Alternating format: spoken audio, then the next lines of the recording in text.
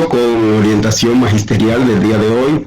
Está con nosotros, tal y como le habíamos anunciado al inicio del programa, la maestra Dinora García Romero. Es la rectora del Instituto Superior de Estudios Educativos Pedro Poveda.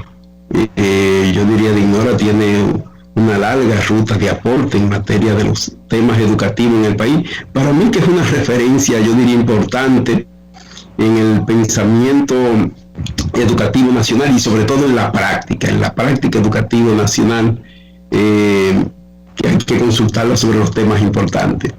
Hoy queremos dialogar con Dinora a propósito de que el próximo año se cumple el centenario del nacimiento de Paulo Freire, es el próximo año. La Internacional de la Educación ha acordado el próximo año hacer una amplia recorrido, vamos así, que nos permita recrear las ideas de Paulo Freire, trabajarla, analizarla, y yo diría que estamos viviendo un momento en que se hace oportuno analizar la experiencia de Paulo Freire, su paso por la educación, por la sociedad, yo diría de todo el mundo y particularmente América Latina, que Paulo Freire ha sido una referencia, yo diría fundamental, clave y una visión muy específica con la que hoy queremos compartir con la maestra Dinora García. Dinora, buenas tardes. Buenas tardes, gracias por la invitación a este programa tan interesante y necesario aquí en el país. Sí, definitivamente. Dinora, denos una panorámica, así las ideas básicas de Paulo Freire, digamos, ¿qué es lo más relevante de la intervención y el aporte de Paulo Freire en materia de sus ideas educativas, pedagógicas? Paulo Freire es un educador inmenso, por lo tanto es difícil abarcarlo. Hay aportaciones muy interesantes y además que en la actualidad son como muy importantes que se pongan en práctica. Por ejemplo, uno de los aspectos que me resulta más interesante es la concepción antropológica que él tiene. Él concibe a la persona como un sujeto libre, pero además una libertad que lo compromete con su propio desarrollo personal, pero lo compromete con el desarrollo de la sociedad. Entiende que la persona tiene que hacer un esfuerzo permanente para descubrir la riqueza, la sabiduría que hay en las otras personas, y en el caso de los educadores, descubrir la riqueza, la sabiduría que hay en sus pares. Esa es se puede decir que ese es como un filón, porque solo reflexionar sobre su concepción antropológica, eso nos aporta muchísimo. Pero además entiende que la educación es un proceso de liberación de las personas. Los estudiantes, los profesores que participan del proceso educativo tienen que tener experiencia de que son personas libres, de que no funcionan condicionada ni determinada por intereses externos. Eso es muy importante, porque ¿qué es lo que él piensa que la educación pensó y lo sostiene? Que la educación es un hecho político, y es un hecho político porque está orientado a la búsqueda del bien común, a la búsqueda de la igualdad, a la búsqueda de una libertad colectiva. Entonces entiende que por eso su libro una obra tan importante, la educación como práctica de la libertad. Entiende también que la educación tiene que constituir sujetos, no marionetas. No entiende la educación como una experiencia que alimente la ingenuidad y la neutralidad. Todo lo contrario. Procesos educativos que sitúen a la persona en el momento histórico y que le aporten referentes para optar, para tomar decisiones, pero decisiones que lo comprometan también en la solución de los problemas. Por lo tanto, Paulo Freire no hablaba ni planteó cualquier educación. Planteó una educación orientada a transformar. ¿Transformar qué? Lo primero es transformar la mentalidad, la cultura, la conciencia de las personas, que de objetos se conviertan entonces en sujetos pensantes con capacidad de decisión. Pero además, Paulo Freire descendió a aspectos que parecen como muy tan sencillos. Para él era muy importante la lectura. Consideraba que la lectura era un proceso fundamental, o es un proceso, para él es un proceso fundamental, porque si la persona lee, si aprende a leer, esa persona se va haciendo más libre, pero además va entendiendo más la realidad. Y para él una persona educada es aquella persona que se entiende a sí mismo, pero que comprende más la realidad en la que está viviendo. ¿Para qué? Para introducir cambios. Él entiende que la educación es un proceso esencialmente dinámico y que tiene que generar cambios. Y esos cambios tienen que implicar a los profesores. Los profesores, él concebía también la educación y la práctica educativa como una obra de arte.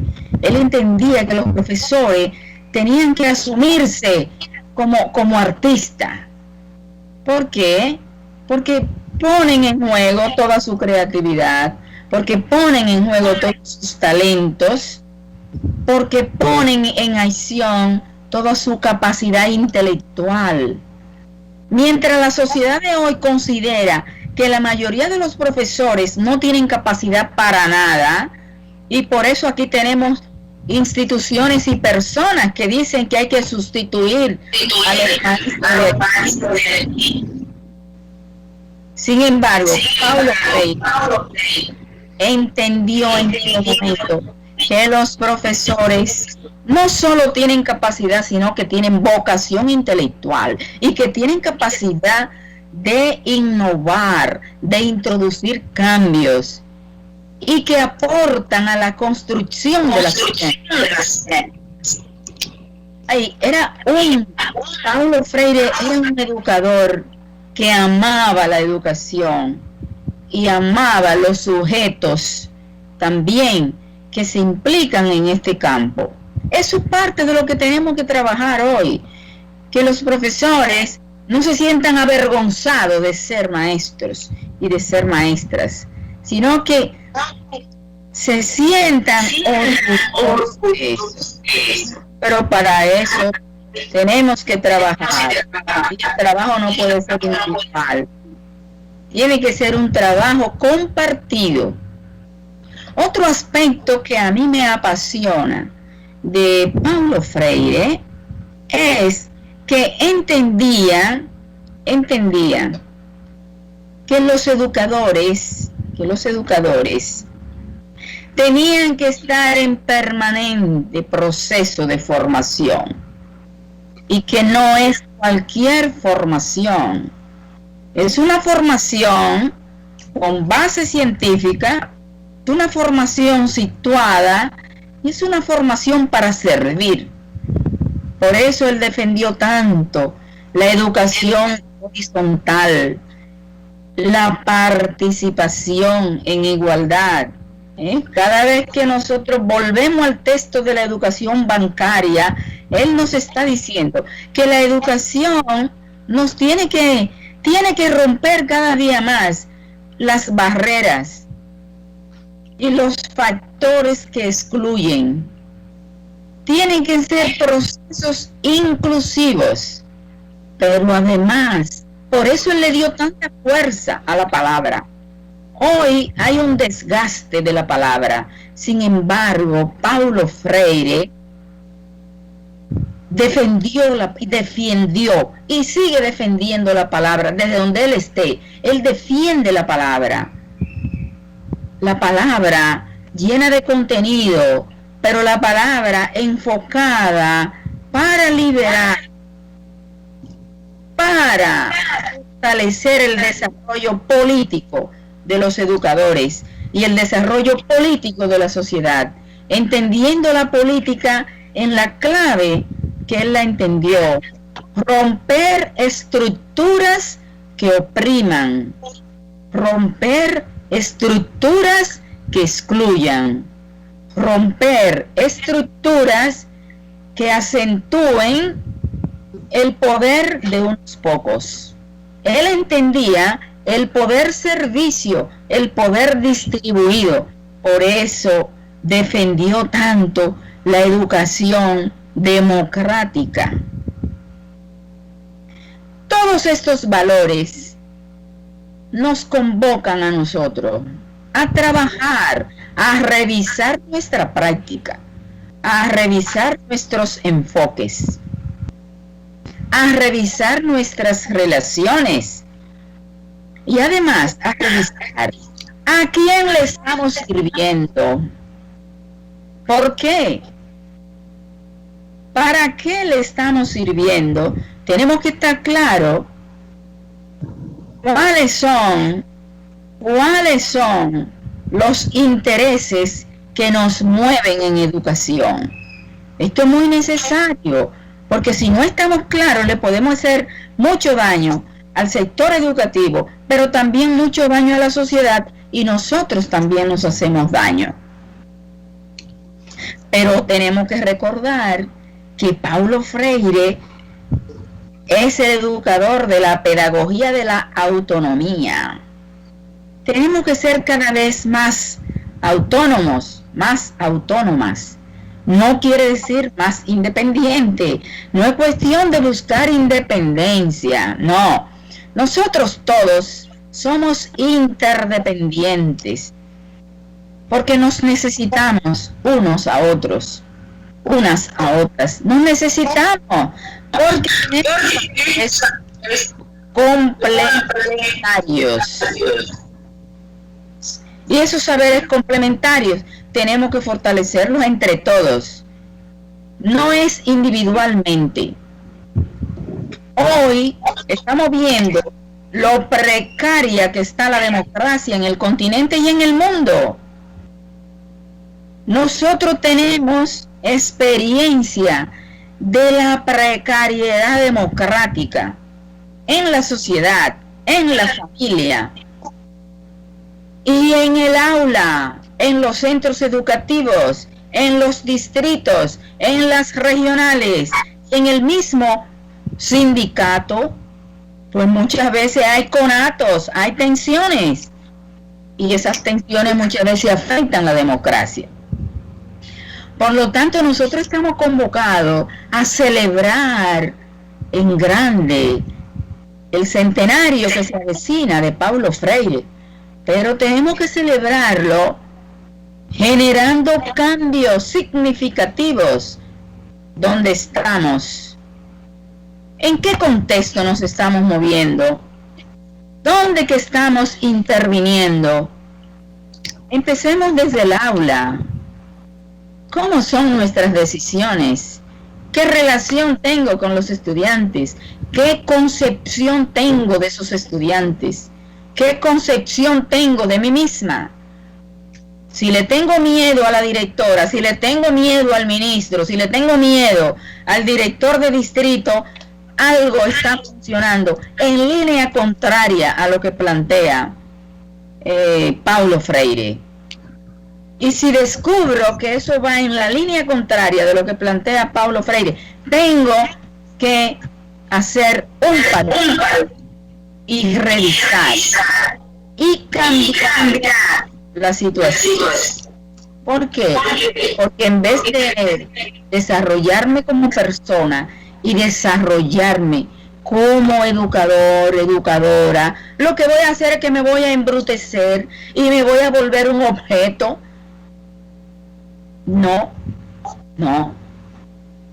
estamos para involucionar.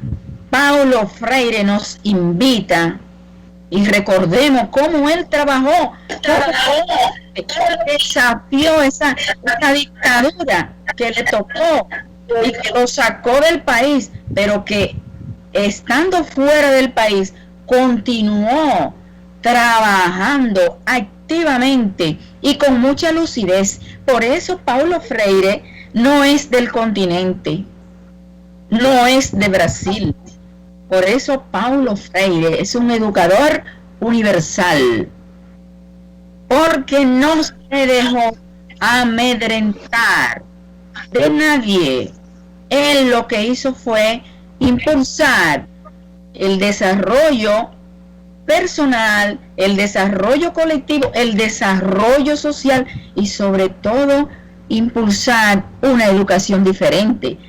Tenemos que recordar que Paulo Freire pionero en hacer una propuesta original de educación de personas adultas. Todo el proceso de alfabetización construido, propuesto por Paulo Freire, ¿a dónde que desemboca?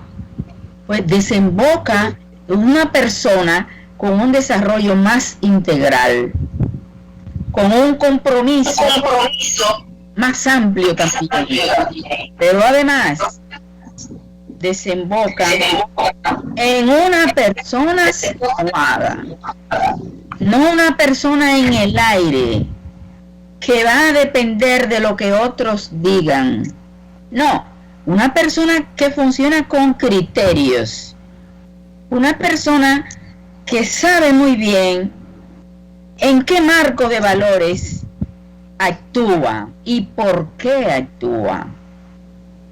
Estamos hablando de un educador que rompió muros, que saltó fronteras, mientras otros querían la uniformidad y la educación ingenua. Él trabajó a favor de la pluralidad y de la educación crítica, pionero en ese paradigma, la educación crítica, una educación para ser. Me encanta recordar también todo lo que él luchó para que a los profesores no solo se le piense como una máquina para hacer.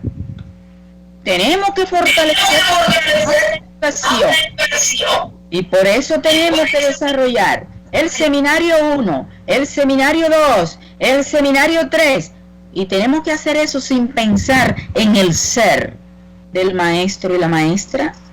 ¿Cómo se siente esa maestra? ¿Qué momento está viviendo a nivel personal? ¿Qué factores están influyendo en el distrito, en el centro educativo y en la misma dirección regional para que ese maestro y esa maestra se sientan de tal o cual manera? Paulo Freire trabajó para que se tuviera una visión integral de los maestros, que no se visualicen como compartimentos el tipo o la sujeta, ¿qué tiene que hacer? No, hay que articular el ser y el hacer. Y eso lo trabajó Paulo Freire. Pero es más fácil buscar productos y marginar procesos. Porque si yo quiero que los maestros y las maestras sean, entonces yo tengo que trabajar procesos. Pensemos ahora mismo en este momento. Los profesores están haciendo un esfuerzo extraordinario. Pues, ¿qué procesos están desarrollando para que, además de desempeñarse con consistencia en las clases virtuales o en las clases de la radio o en las clases de la televisión, qué estamos haciendo para que ese maestro y esa maestra emocionalmente se sienta bien y para que el estrés no dispare su salud? ¿Qué tipo de pausas? ¿Qué tipo de metodología se está implementando? Paulo Freire no solo promovió resultados, trabajó la combinación, la interrelación de procesos y resultados. Y eso hay que tenerlo en cuenta para los estudiantes y también para los profesores. No podemos estar de acuerdo con énfasis solo en el aprendizaje de los estudiantes. Atención, yo sé que la razón de ser de nuestra misión como educadores es el aprendizaje de los estudiantes. Pero ¿quién es que promueve esos aprendizajes? ¿Quién es que acompaña esos aprendizajes? ¿Quién es que cuida que aprenda lo más y lo mejor? Pues una persona que es la maestra o el maestro. Entonces hay que tener en cuenta también, hay que tener en cuenta y potenciar el desarrollo, el cuidado, la atención al profesorado. Pero también los profesores son los primeros que tienen que estar conscientes de que ellos tienen que cuidarse a sí mismos y que tienen que defender el cuidado a que tienen derecho. ¿Pero eso para qué? Para producir más y mejor, para servir más y mejor, para propiciar un desarrollo más integral al país. Otro de los aspectos que trabajó Paulo Freire es que los educadores tienen que sentirse como darse importancia y sentirse importante. Y por eso la maestra y el maestro, según las orientaciones de Paulo Freire, no puede trabajar de cualquier manera. Tiene que cuidar su práctica, tiene que remirar con frecuencia su práctica, tiene que analizarla reflexivamente para descubrir, como proponía él, qué cambios se están produciendo en mi práctica, hacia dónde me orientan esos cambios, a quiénes sirven esos cambios, etcétera, etcétera. Bueno, Dinora, se nos ha acabado el tiempo. Si se nos ha acabado el tiempo, excelente, maravillosa, yo creo, esta intervención de la maestra Dinora García. Dinora, toca otro programa con usted para que podamos ver el contexto actual, lo que está pasando en la escuela a la luz de las ideas de Paulo Freire. Yo quiero agradecerle que usted haya compartido con nosotros estas experiencias y este análisis, yo diría bastante profundo. Bueno, ya el tiempo de verdad no concluyó. Pedirle a nuestro director, el próximo miércoles es el Día de la No Violencia contra la Mujer, que es el día además que corresponde al asesinato de las hermanas Mirabal. yo quiero concluir el programa con una canción hermosa en donde se le rinde homenaje a las hermanas Mirabal. Dinora, estaremos juntos en próximo programa y gracias. Muy bien, gracias.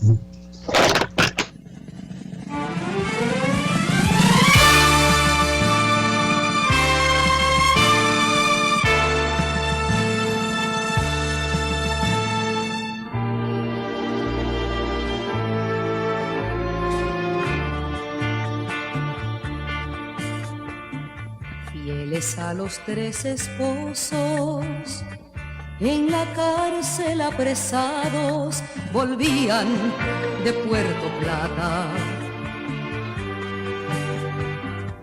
Era noche de noviembre, allá arriba en la montaña, por un camino al abismo, el tirano de la muerte seguía a las 3 hermanas.